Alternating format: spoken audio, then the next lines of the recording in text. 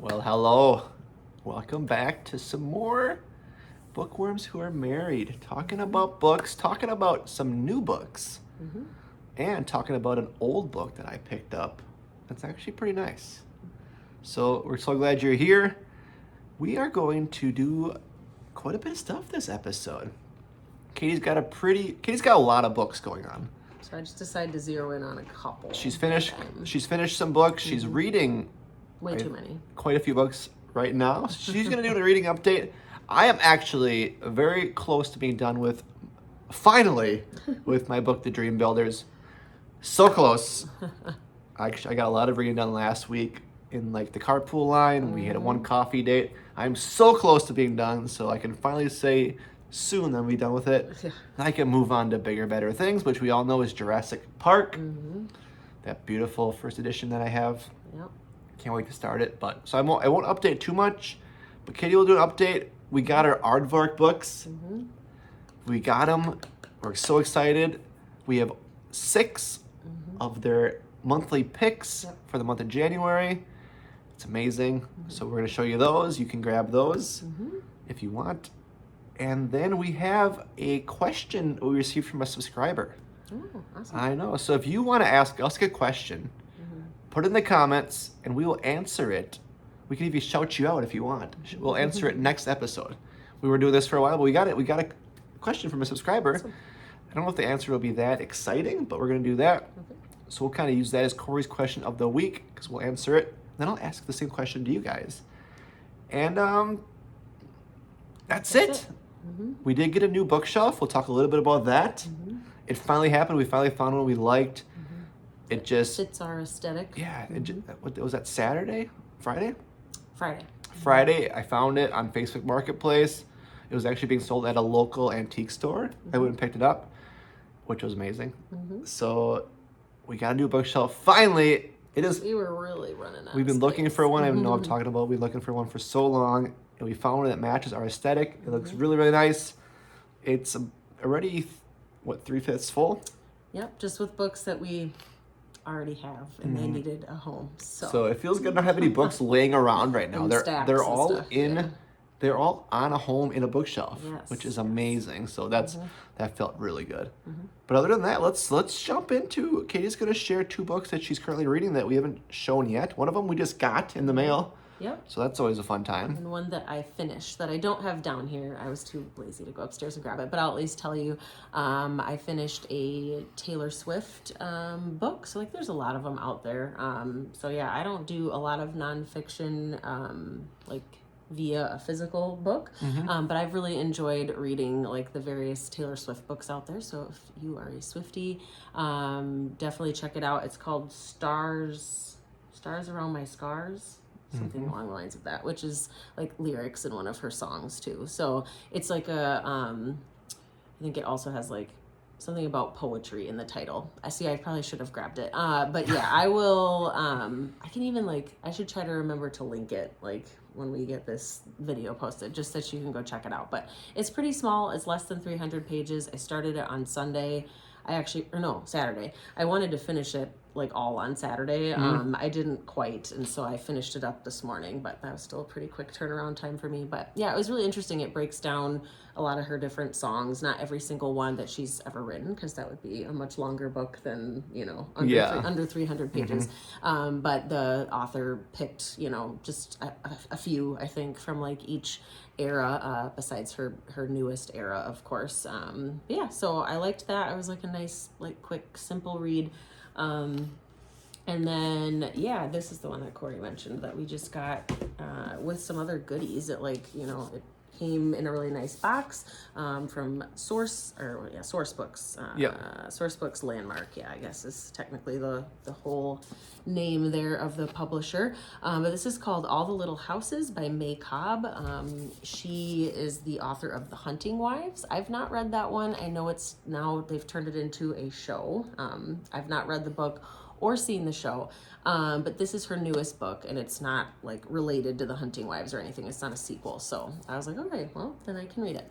And then it came with this little like, what do they call these? Like I think a nameplate is Name, what it's called. yep. And it's like, it's signed. So that's really cool. And I was not expecting this. I didn't know I was going to get it. They had sent it to me via NetGalley to read digitally. So I had started it that way. And then, didn't know I was going to get a physical copy. And this is not an ARC. This is like the It's a full nice looking physical book. copy. It's, nice hardcover. I'm not super far in, but I'm definitely already very intrigued. It's told from multiple perspectives. It's short chapters. So sign me up. Like bad people doing bad Sign things, you up. essentially. Very like drama film for sure. This one I have to get really going on. This is A Winter in New York by Josie Silver, because this is my virtual book club pick, and we're discussing this in less than a week. So on Sunday night. Yeah, so I've got some Where work you to at? do. I'm only on page 50. So, Oh no. So yeah, I'll have to focus mostly on this, but I'll sprinkle in this one as well this week because I'd really like to get a review up around when it publishes. So I guess I forgot to mention that it's not even officially released yet. It comes out next Tuesday. So yeah, I'll kind of be bouncing back and forth between those two and sort of putting what else I'm reading on hold temporarily so that I can get those finished. But also listening to something on audio. I always have something, doing. I like to do that, for when I'm doing chores or what have you. I kind of pushed myself a little bit today.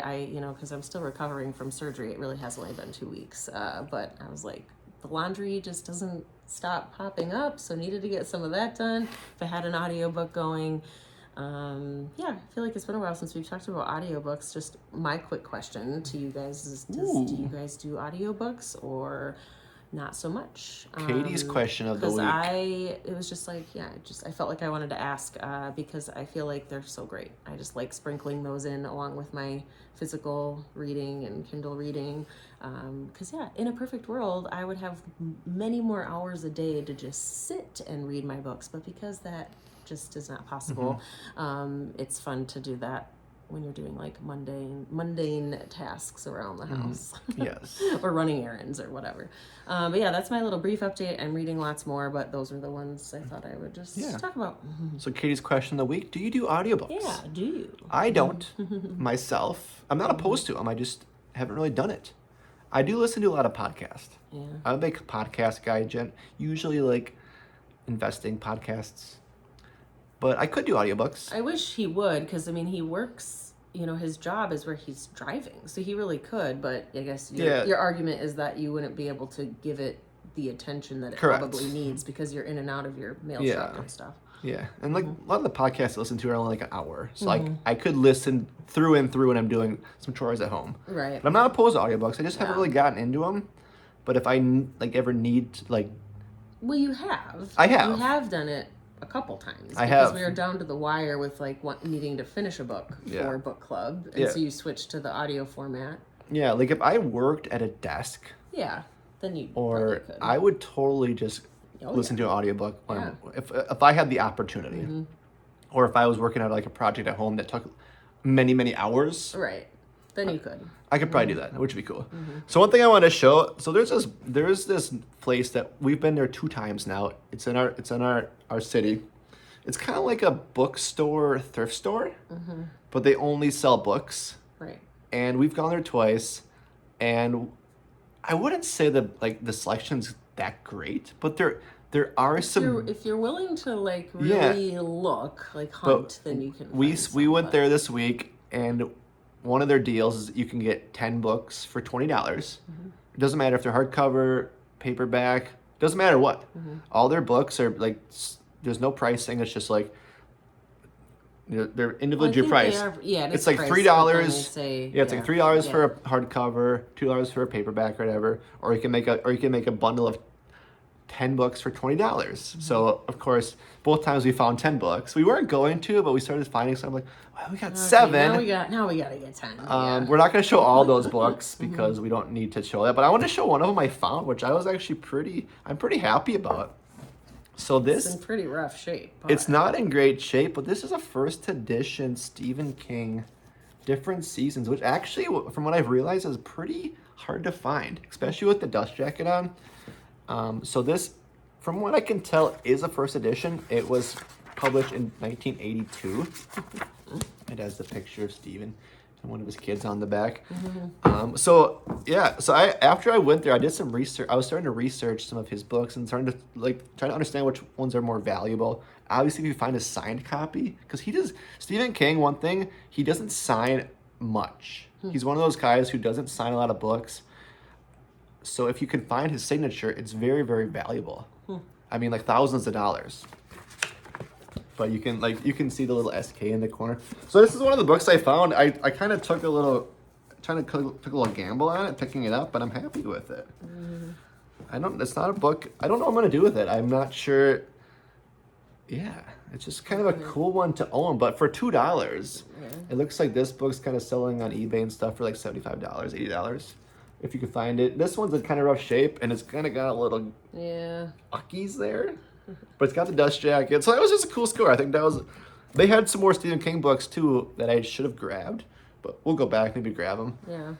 But it's just a fun place. You got to kind of hunt, and they have boxes everywhere. Yep. Most of it's like mass market paperbacks or like Westerns, or if you want to find like some Harlequin romance type books. Or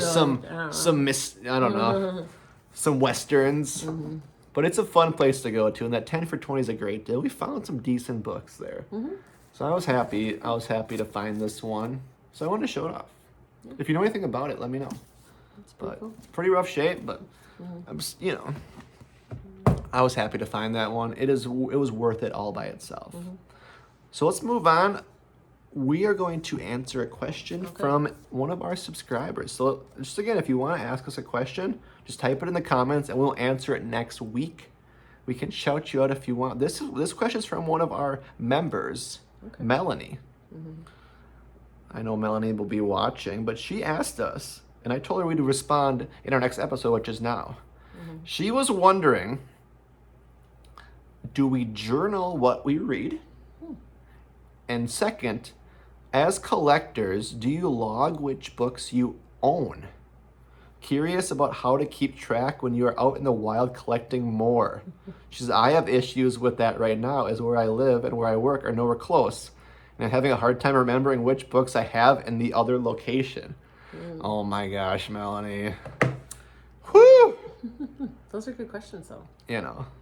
I think maybe 2 years ago now, I got like this cute little journaling, I don't know, I guess I don't know what it said on the front, but it was a way to keep track of your reads, and you could like put what your rating is, and you could write what you loved about it, write like little facts about it. And I had every intention of keeping that going for like the entire year, and that definitely didn't happen, but I did keep track of some of my reads, and I thought it was fun. But I feel like at the rate that I read fast, and I read a lot of books. It almost feels impossible to keep up with that. Like I would have to it'd almost be like I'd finish a book and I would have to commit to like sitting down and writing about it right away. That's like the only way that I would actually do it, because if I were to put it off, then it's going to feel too daunting of a task to go back and do 5 different write-ups or something like that. So it's just I would have to make that commitment prior, like at the start of a year, and be like, okay, no matter what, like I'm gonna write about it right away. And that's the only way that I would actually ever keep up on that. But it sounds like a nice idea, and so to go along with that, I don't annotate, so I know a lot of people do that. But I can't stand the idea of writing in my books. No, or putting sticky notes all over them. Or doing any of that kind of thing. The only book that I underline in and make notes in is my Bible. I will do that. And then I've done it in a couple nonfiction books where, like, if I felt like something really stood out to me, like I underlined a ton in it. But I don't do that in like any of the fiction books that I read. And then I don't keep a journal next to me, but I kind of wish I did. So it's like, I love that question, and I wish I was that person, but I'm not. The idea is amazing. Yes, it is. And for the other question, this is something we've been talking about doing, because there's been a couple times recently where it happened to you for sure recently, where I have bought a book we already had, or we've been out together and we've been questioning, do we have this book, or do we or we'd buy it and like we have it on paperback, but we find a hardcover, Yeah. but we don't remember if we have it. So this is if someone can help us out, if there are any recommendations for in some place to keep a good track. There are apps for that. Yeah, stuff, or but if there's programs, if there's like a specific one someone really likes, because we should we really probably need do to that, know because we what are. we have. I bet if we recounted, we're probably right around that 1,000 book mark. With even just our books now, not including our children's No, just books. our books. Yeah. Because last time we were in the 900s. Oh, yeah. I think we're probably around that 1,000 bookmarks. We may or may not have a home library of Just our with books. adult books alone. With our books, not including the kids' books. So we should do that. We should do that, but we're just not those people. We're not. We have like this. We're chaotic or something. I We- don't know. Like we're- a happy chaos over Like here we're with like our books. crazy book collectors who are not like super specific. And like honestly, if we find a book we already have, it's like whatever. Yeah. We'll just get it anyways. Yeah. And then give it away or sell Give it away, or whatever. Yeah, it's fine. But that I like that idea, and I think the hardest part would just be getting it started.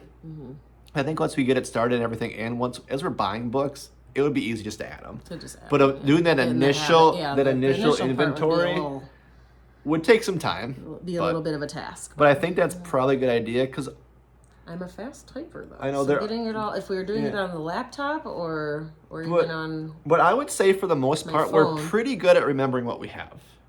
There have been I am a big visual Yeah. learner, or like I have like a photographic memory. Like I even most of the time remember where a certain book is on one of our shelves because I've just looked at it enough. Yeah. I don't know. Like I just kind of, I don't know. Yeah, there have been Remember? times where like we'll find a book out in the wild that we're like, we have this book, but this is a better copy. Yeah. So we'll buy it and And then put the other one in yeah. a little free library or something like that. we like our books to be nice. We do buy a lot of used books or find them places, but we still want to be really nice quality. So if we find one that's better quality or a better edition, or like we'll find it in We'll snatch paperback that or hardcover. But we're also very weird where we want our books to be kind of similar, matching. So we are chaotic collectors. We're So not super, we super have organized. zero system. Or even just putting up our new bookshelf, just trying to figure out a system. Yeah. There is no system. It's just whatever we think looks good. I mean, clearly, if it's the same author, yes, then obviously their books are next to each other. However, I even have some separated because if they're not, if we have a couple from an author that are hardcover and some that are paperback, well, then they don't automatically go next to each other. And We I'm need like, we need a better system. Yeah. So we did get the new bookshelf. We did do a little reel on all the socials about it, so you can see what it looks like. We will Without the books. We will maybe do a picture or something on Instagram once it's full. But it's really nice. It's not old. It's not an old bookshelf, but it has that old look. It definitely that fits matches with our vibe. aesthetic. It's 5 shelves. I do need to find another shelf for it, or build one, or make it, because they have like adjustable shelves. But we do, the way I have set up, we can fit more books in it, but I have room for one more shelf on the bottom. So it actually create 2 more shelves. Yeah. Which would be great because that could fit probably 40 more books. So we will get a picture of that. We finally found a shelf. It's in our reading room back in there. If you don't know what our reading room is, go back and watch our book library. Our old reels too. I mean, it's not reels, our old videos too, because we filmed in there. Yeah. Just go back and check it out because it's very nice. It was long overdue. But that was something I was not going to give. I needed to find something that was correct. So we finally found this shelf. It's like I said, it's 3/5 full. We have room. Yeah. This is the first time in a while we have room to grow. And you can see in the back, behind Katie's left shoulder here, there's a big gap. Because our shelf behind us, this whole top row, the first all 2 rows are all Aardvark books. Yep. So now we have some room there, which we're gonna put the ones that we're about to show you on there. And then we'll still probably have a little next room months as for- well, we can fit them all on for the there. ones for more coming. Yeah. So we kind of got a little bit of chaos right now. So our book, like we said, our book collecting is just, there's no system. And I don't know, it works for us. Yeah. Whatever works for you.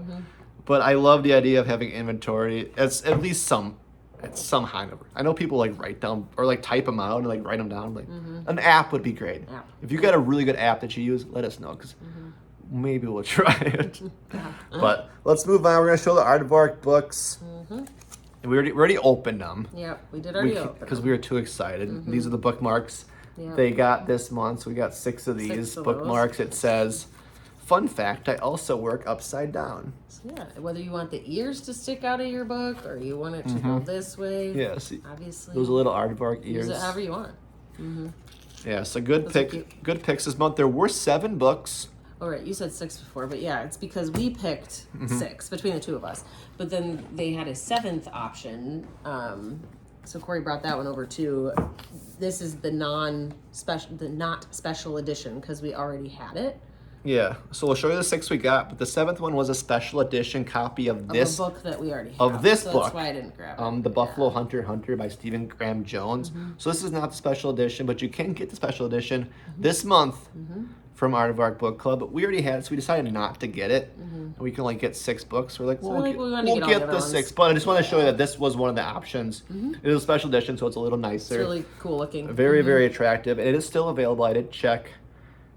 So yeah, like I said, the special edition or any of the 6 books we're going to show right now, you can get with our code For just $4. for only $4. I know a lot of people have been signing up, which is amazing.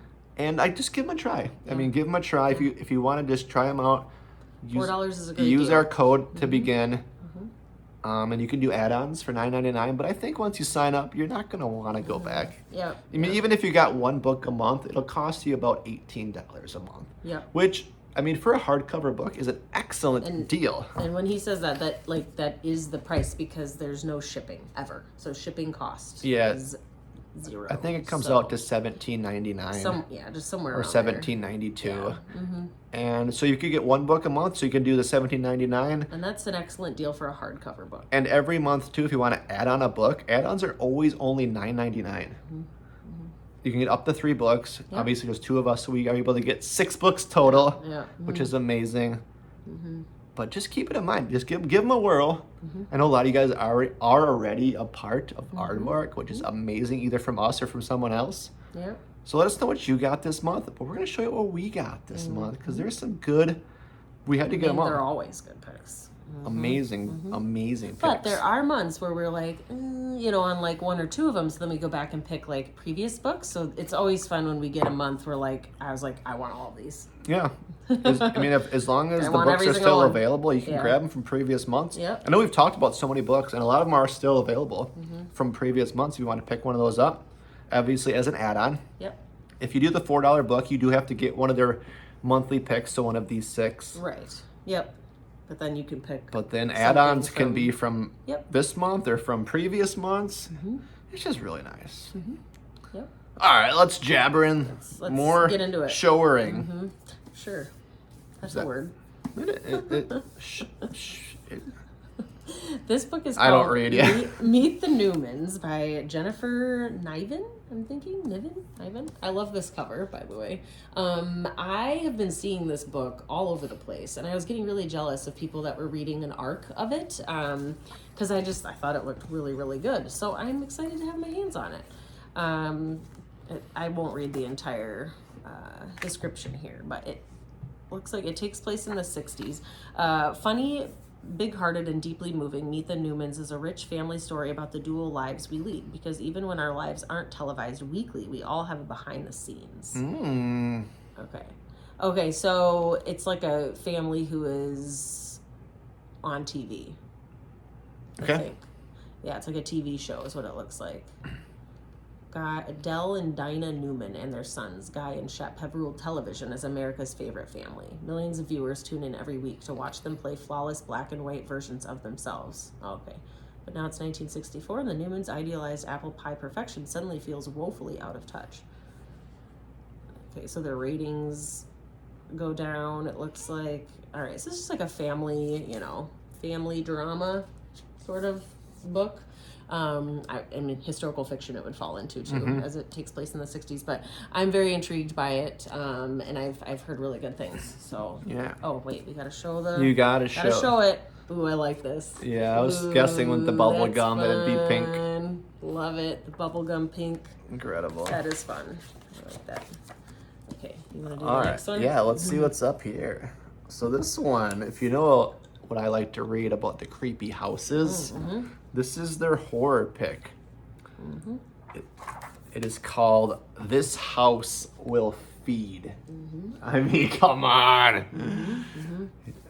And it's, I love the colors. In an atmospheric novel of dark historical fiction, a young Irish woman whose world has been ravished by the Great Famine must confront hidden memories and a strange ancient power in a remote Clare village. County Clare. Okay, that's where it takes place. 1848. Yeah. Hopefully you don't struggle with the historical fiction aspect, but I don't I feel like if it's just a creepy story, it doesn't matter what time it takes place in. You know? Yeah. But yeah, I mean, it has a very cool This cover. House Will Feed. I mean, that just sounds. That just sounds. Looks like a very nice house. Well, let's check it out. I love those colors. Oh, it's so pretty. Yeah. Yeah. Yeah, we still have to set up set up our books just all. Just to like see them like that without. Yeah, because it's just very attractive. They are very attractive. If you could have a bookshelf with all the books just like this.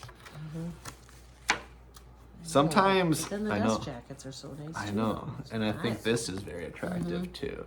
Yes. So This House Will Feed. That is, pick it up. Horror option. Let's read it together. You want to be scared? I might need a buddy to read it with because I'm going to be shaking in my boots or my slippers, whatever I wear.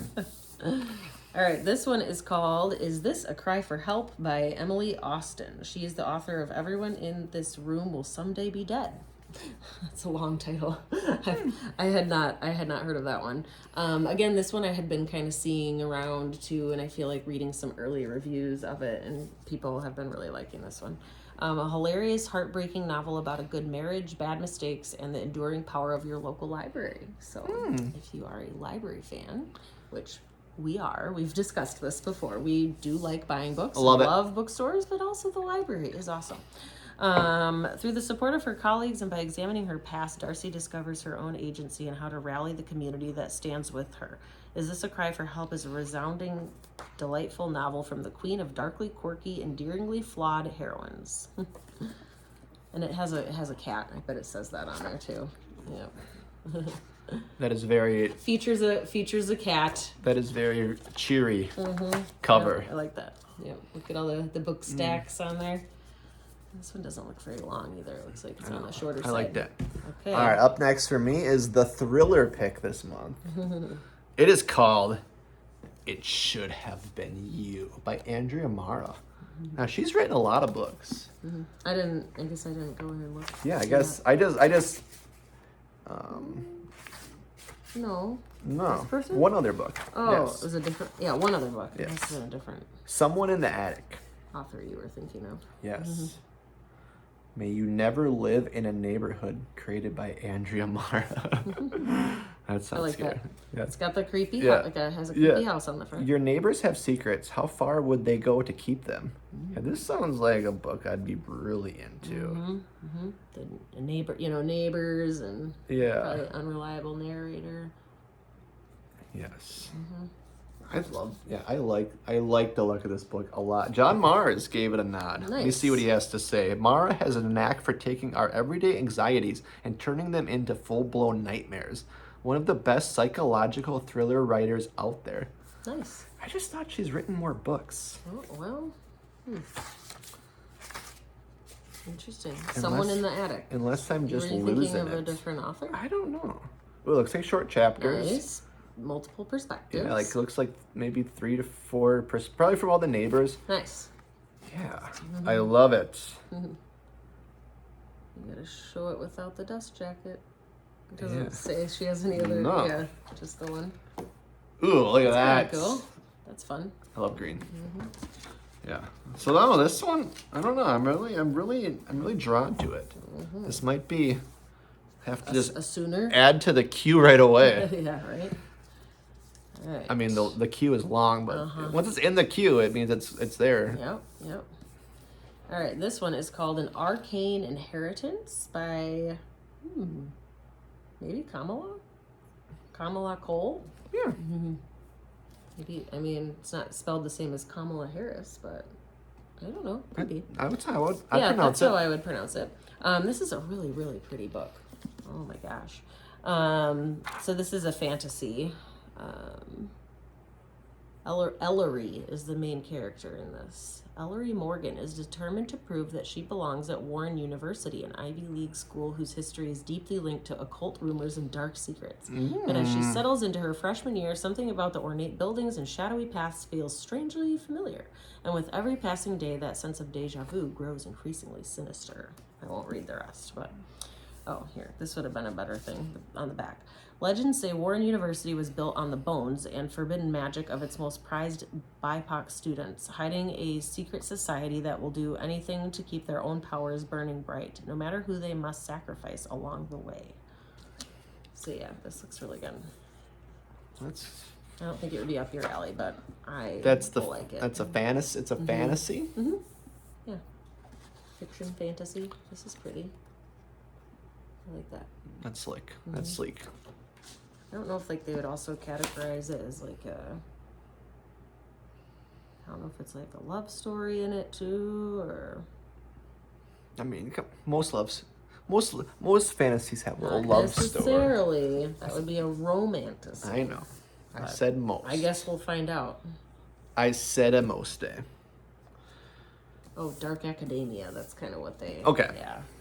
Liken it. All right. Last but not least is this book here. It is called The List of Suspicious Things That's just by like a Jenny mystery. Godfrey. Yeah. Seems like the mystery. pick. We'll make a list of all the people and things we see that are suspicious, and then we'll investigate them.